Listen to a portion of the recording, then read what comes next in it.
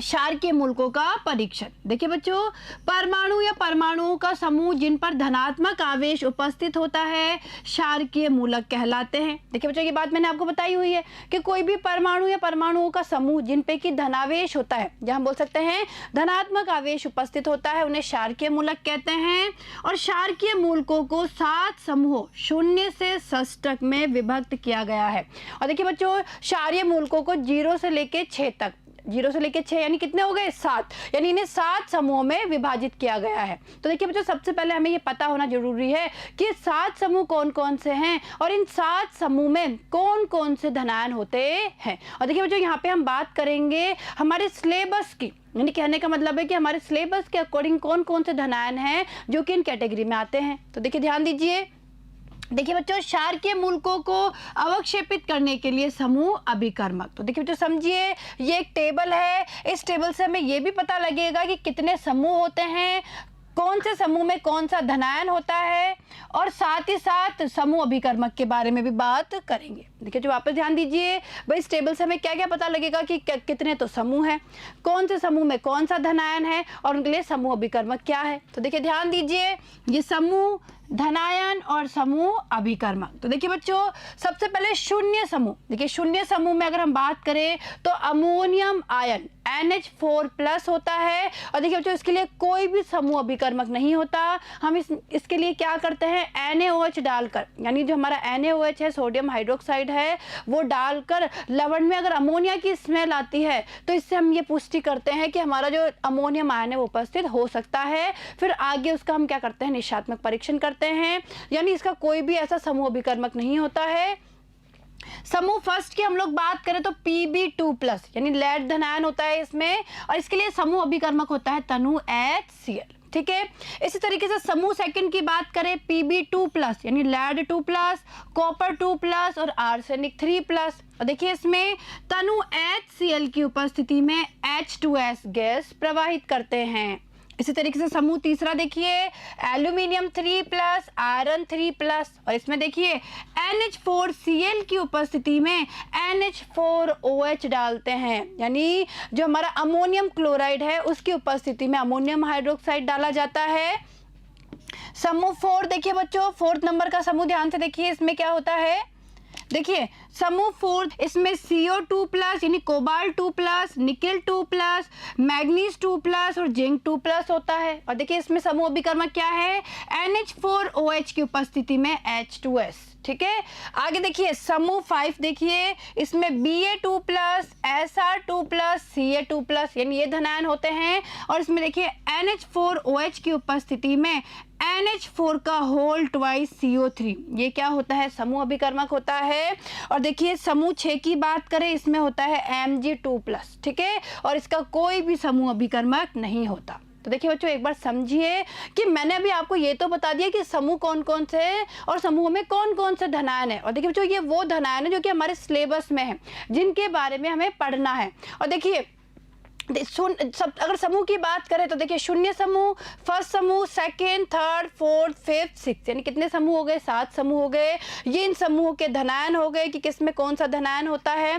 और हम अगर समूह अभिकर्मक के बारे में बात करें तो देखिए तो समझने की कोशिश कीजिएगा कि शून्य समूह का मैंने आपको बताया है कि कोई भी इसका पर्टिकुलर कोई समूह अभिकर्मक नहीं होता है। और अगर हमें NH4+ के बारे में अगर इसमें प्रैक्टिकल करना है या पता लगाना है तो हम NaOH डालकर अमोनिया की स्मेल आने का पता करते हैं कि अमोनिया की स्मेल आ रही है या नहीं आ रही। ठीक है, अब बात करते हैं समूह फर्स्ट के बारे में। तो देखिए बच्चों, जो मेन टॉपिक या मेन पॉइंट स्टार्ट होता है वो समूह फर्स्ट से स्टार्ट होता है। देखिए हम क्या करते हैं, लवण लेके तनु HCl डालते हैं और होने वाली प्रतिक्रिया को नोट करते हैं। अगर कोई प्रतिक्रिया होती है, कोई अवक्षेप आता है, तो इसका मतलब तो क्या होता है कि हमारा समूह फर्स्ट उपस्थित है। और देखिए अगर समूह फर्स्ट उपस्थित नहीं होता है तो हम क्या करते हैं, उसमें यानी तनु HCl की उपस्थिति में H2S गैस प्रवाहित करते हैं, हाइड्रोजन सल्फाइड गैस को। यानी जो ये विलयन है, यानी जिसमें हमने लवण में तनु HCl डाला था, उसी में हम क्या करते हैं, H2S गैस को प्रवाहित करते हैं। और अब हम देखते हैं कि क्या कोई अवक्षेप आ रहा है। अगर आता है तो इसका मतलब है समूह सेकंड उपस्थित है। अगर समूह सेकंड भी उपस्थित नहीं है तो हम क्या करते हैं, समूह थर्ड का टेस्ट करते हैं। उसके लिए लवण लेते हैं, लवण में NH4Cl की उपस्थिति में NH4OH डालते हैं और देखते हैं कि क्या कोई अवक्षेप आ रहा है। नहीं आता अवक्षेप, यानी हमारा थर्ड समूह भी अनुपस्थित है। अब हम क्या करते हैं, फोर्थ का टेस्ट लगाते हैं, यानी अब उस विलयन में हम H2S गैस प्रवाहित करते हैं। अब भी कोई अवक्षेप नहीं आ रहा तो हम फिफ्थ समूह का प्रैक्टिकल करते हैं, यानी उसका टेस्ट लगाते हैं। उसके लिए अमोनियम हाइड्रोक्साइड की उपस्थिति में अमोनियम कार्बोनेट डालते हैं, ठीक है। और अगर इस तरीके से भी कोई अवक्षेप नहीं आता है, यानी हमारा फिफ्थ समूह भी अनुपस्थित है, तो हम अगले स्टेप यानी समूह 6 का क्या करते हैं, वहां पे परीक्षण करते हैं। और समूह 6 के लिए भी कोई समूह अभिकर्मक नहीं होता है, ठीक है। तो देखिए बच्चों, ये आपको पता होना चाहिए, यानी मेन आपको ये पता होना चाहिए कि समूह कौन कौन से है, कौन कौन से समूह में कौन कौन से धनायन होते हैं। और देखिए बच्चों, प्रैक्टिकल में पूछा जाता है, जब हमारे प्रैक्टिकल में वाइवा होता है तो यहाँ से प्रश्न बनते हैं, कोई सा भी आयन दे दिया जाता है और पूछा जाता है कि ये जो आयन है ये कौन से समूह का है। यानी ये क्षारीय मूलकों की बात करें तो क्षारीय मूलकों में जो 7 समूह हैं, उन 7 समूहों में से कौन से समूह का कोई धनायन है ये पूछ लिया जाता है। तो हमें इसके बारे में पता होना चाहिए, साथ ही साथ समूह अभिकर्मक के बारे में भी हमें जानकारी होनी चाहिए, ठीक है। और देखिए बच्चों, ये समूह अभिकर्मकों के बारे में जब हमें पता होगा तभी प्रैक्टिकल करने में बहुत ही क्या होगी, आसानी होगी, ठीक है। तो ये बात आपको समझ में आई कि कितने समूह हैं और समूह को अवक्षेपित करने के लिए, यानी मूलकों को अवक्षेपित करने के लिए कौन कौन से समूह अभिकर्मक काम में आते हैं। क्लियर है यहाँ तक का? आगे देखिए। अब देखिए बच्चों, हम एक फ्लो चार्ट देखेंगे। देखिए जो फ्लो चार्ट है वो हमें बताएगा कि किस तरीके से हम ये प्रैक्टिकल करते हैं, यानी। और देखिए बच्चों, यहाँ पे भी क्रमबद्ध विश्लेषण होता है, यानी जिस तरीके से हमने अम्लीय मूलकों का पढ़ा था कि अम्लीय मूलकों में जो गुणात्मक विश्लेषण होता है वो क्रमबद्ध तरीके से होता है। पहले हम लोग क्या करते हैं, दुर्बल अम्लीय मूलकों का करते हैं, फिर प्रबल का, फिर सामान्य समूह का। उसी तरीके से यहाँ पे भी क्या होता है, सबसे पहले हम जीरो, जो हमारा शून्य समूह है, उसका करते हैं। और देखिए जो शून्य समूह का जो प्रैक्टिकल है वो बिल्कुल अलग है, यानी शून्य समूह का टेस्ट बिल्कुल अलग है। उसमें मैंने आपको बता दिया है, NaOH डालकर अमोनिया की गंध आने की हम प्रतिक्रिया देखते हैं कि क्या वहां पे अमोनिया की गंध आ रही है। अगर अमोनिया की गंध आती है तो हमारा अमोनियम आयन वहां उपस्थित हो सकता है, और उसके बाद में हम निश्चयात्मक परीक्षण करते हैं। लेकिन देखिए बच्चों, जब फर्स्ट समूह की बात आती है, मान लीजिए शून्य समूह अनुपस्थित है, तो अब हम क्या करते हैं, फर्स्ट समूह का प्रैक्टिकल करते हैं। फर्स्ट समूह से ये जो प्रैक्टिकल्स होते हैं, यानी फर्स्ट समूह से जो टेस्ट लगाए जाते हैं वो रेगुलर क्रमबद्ध तरीके से लगाए जाते हैं। तो देखिए एक बार समझ लेते हैं किस तरीके से ये होता है। तो देखिए बच्चों, हम लोग मूल विलयन लेते हैं और मूल विलयन में तनु HCl डालते हैं, यानी मूल विलयन लिया लवण का। अब देखिए बच्चों, जो मूल विलयन है वो हम जल में भी बना सकते हैं, यानी जल में घोल के बना सकते हैं। अगर जल में नहीं घुलता है, हम क्या करते हैं, जल उसको गर्म कर लेते हैं, यानी जल में लेकर लवण को गर्म करते हैं और उसको अच्छे से हिलाते हैं, तब भी नहीं बनता है तो हम थोड़ा सा HCl डाल के उसको वो कर देते हैं, घोलने की कोशिश करते हैं। यानी इस तरीके से क्या होता है, मूल विलयन बनाया जाता है। तो हम क्या करेंगे, लवण का मूल विलयन लेंगे, उसमें तनु HCl डालेंगे। देखिए क्या होगा, अगर कोई अवक्षेप आता है तो हमने क्या देखा कि कोई अवक्षेप आएगा तो इसका मतलब है समूह फर्स्ट उपस्थित है। तो देखिए यहाँ पर समूह फर्स्ट का अवक्षेप क्लोराइड के रूप में, यानी अगर अवक्षेप आता है तो समूह फर्स्ट होगा और वो किस रूप में होगा, क्लोराइड के रूप में। यानी क्लोराइड के रूप में समूह फर्स्ट का अवक्षेप आता है और इसका मतलब है Pb2+ उपस्थित है, ठीक है।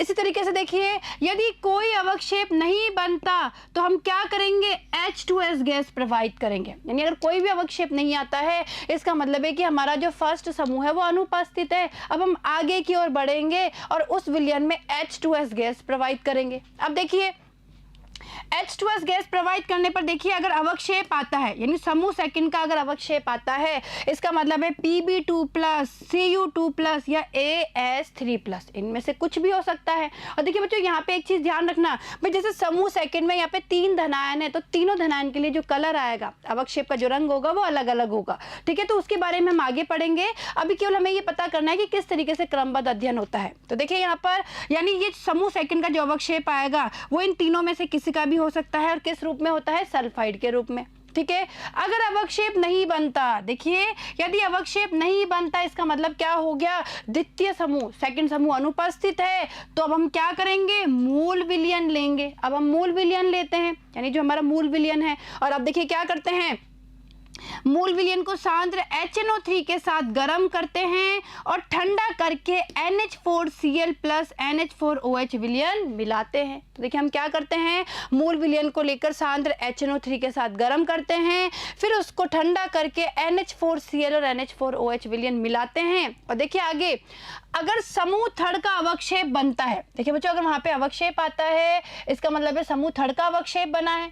देखिए समझे वहां पे क्या, अगर वहां पे कोई अवक्षेप आता है इसका मतलब है समूह थर्ड का अवक्षेप है, यानी Fe3 प्लस और एल्यूमिनियम 3 प्लस, यानी इन दोनों में से किसी का भी अवक्षेप आ सकता है। और किस रूप में, हाइड्रोक्साइड के रूप में। और अगर देखिए कोई अवक्षेप नहीं बनता इसका मतलब है कि थर्ड समूह क्या है, अनुपस्थित है। और अब हम क्या करते हैं, H2S गैस को प्रवाहित करते हैं। और देखिए बच्चों अब H2S गैस प्रवाहित करने पे अगर अवक्षेप आता है, यानी समूह 4 का अवक्षेप आएगा सल्फाइड के रूप में। और वो किस किस का होगा, कोबाल्ट 2 प्लस का, निकल 2 प्लस का, मैग्नीज 2 प्लस का, ये जिंक 2 प्लस का। ठीक है। और अगर मान लीजिए कोई अवक्षेप नहीं आता है इसका मतलब है कि फोर्थ समूह क्या है, अनुपस्थित। और अब हम क्या करेंगे, मूल विलयन लेंगे, दोबारा मूल विलयन लेंगे और उसमें NH4OH और ठोस NH4 का होल ट्वाइस CO3 मिलाएंगे। यानी अब हम क्या करेंगे, मूल विलयन लेंगे और मूल विलयन में अमोनियम हाइड्रोक्साइड और अमोनियम कार्बोनेट का विलयन मिलाएंगे।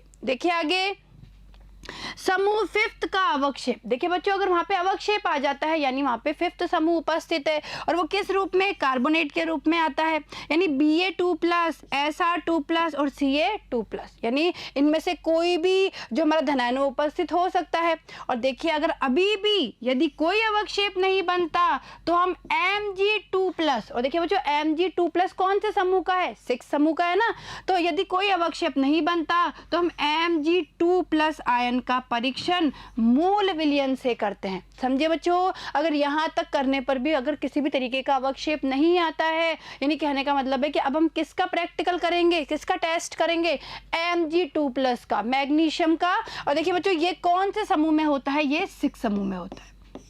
और देखिए इसके परीक्षण के लिए हम क्या करते हैं, अब मूल विलयन को काम में लेते हैं। ठीक है। तो देखिए बच्चों ये एक फ्लो डायग्राम है और ये फ्लो डायग्राम जिसे हम प्रवाह चित्र भी बोल सकते हैं। तो इस प्रवाह चित्र से आपको समझ में आया होगा कि किस तरीके से क्रमबद्ध रूप से हम क्षारीय मूलकों का परीक्षण करते हैं। ठीक है बच्चों, तो इसे आप अच्छे से तैयार करिए। और अब देखिए बच्चों आगे आने वाले वीडियो में हम लोग क्षारीय मूलकों के बारे में ही पढ़ेंगे। हम लोग एक एक समूह को लेके चलेंगे और एक एक समूह में ये देखेंगे कि किस तरीके से किसी भी धनायन का परीक्षण किया जाता है और उसके बाद में इन्हीं परीक्षणों को हम लैब में भी करके देखेंगे। ठीक है बच्चों, तो इनको ध्यान से आप तैयार कीजिए। धन्यवाद।